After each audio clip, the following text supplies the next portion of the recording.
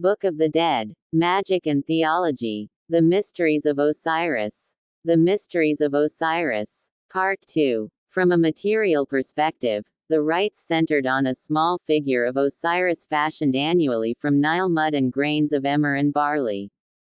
This figure, resting in a mold, was watered, inducing the seed to germinate. This process was explicitly understood as a gestation, the mold being likened to the womb of Nut, the mother of Osiris.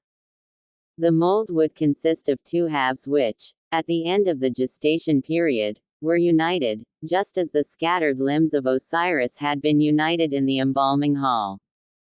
At the end of the 15 days of the Koyuk festival, the figure would be buried, symbolizing the entry of Osiris into the netherworld. However, this was not the figure that had been made and matured during the past 15 days. This recent figure would reside for a whole year in a chapel called the Upper Duat, or Netherworld, where it would embody the royal qualities and power of Osiris as an earthly sovereign. Only with the next festival cycle would this figure be ritually embalmed and wrapped and finally interred at the local Osiris necropolis as sovereign of the Duat proper, joining an annually increasing number of predecessors. Thus, the Koyuk festival was, in a way, merely the conspicuous apex in a progression of interlocking, perpetual cycles.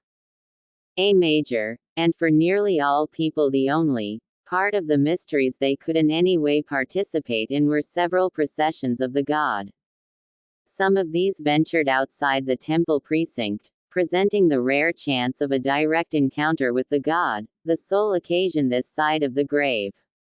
Mostly this encounter was restricted to witnessing the perfection, or translated otherwise, seeing the beauty, as the resplendent processional bark, carried along by priests, passed by. In fact, the area closest to the temple portal where the procession emerged, in the Middle Kingdom became covered with private chapels of varying sizes.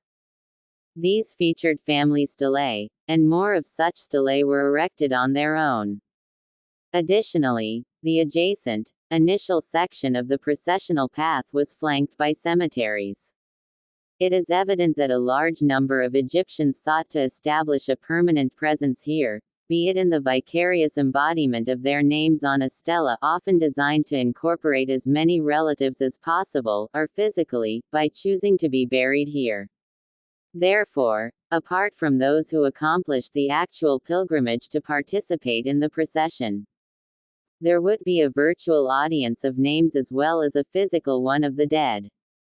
A standardized text passage on Abydos stelae dating to the Middle Kingdom, the so-called Abydos formula, enumerates the afterlife wishes of the deceased in specific regard to the Osiris of Abydos, such as receiving offerings, participating in the Osirian feasts, being received into the company of the Abyddine gods and followers of Osiris, and even being granted a seat in the processional Nishmat bark of Osiris. In death one hoped for an even higher degree of closeness to the divine than in life. Similar to what Herodotus had only alluded to in the case of the sacred lake rites in Say, there is evidence of the dramatic reenactment of mythical events during the procession. Already in the Middle Kingdom, an official acting as the king's representative and therefore in the mythical role of Horus, stated, "I repelled the attackers of the Nishmat bark, I felled the enemies of Osiris."